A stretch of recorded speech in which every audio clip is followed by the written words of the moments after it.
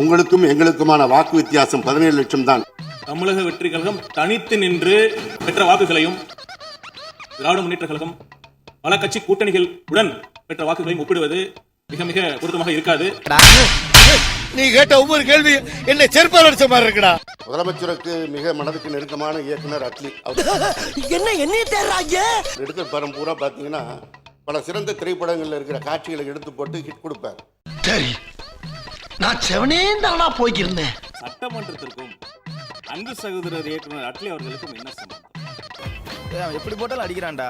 நம்முடைய இயக்கத்தை சேர்ந்த 2 பேர் பேசும்போது என்ன பேசிப்பாங்க? நீங்க ஓத்தாளுக்கு ஒரிஜினலா பிறந்திருந்தா அந்த 5 லட்சம் வாங்கி கொடுத்துட்டு பேசுறாங்க.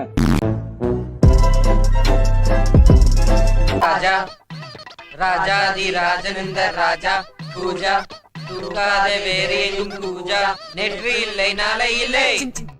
முதல்ல உதயநிதிக்கும் இல்ல வந்த எதிர்கட்சியினருக்கும் ஒண்ணு புரியணும். இன்னைக்கு கவர்னர் உரை, இன்னைக்கு கவர்னர் மட்டும் தான் பேசுவார். சப்புன்னு போயிடுச்சே.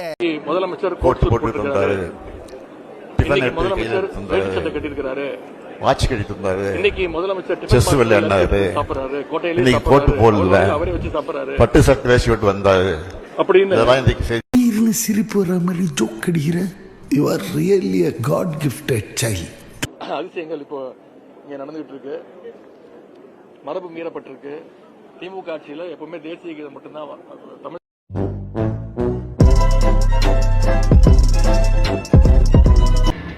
தோத்துக்கிட்டே இருக்கீடா.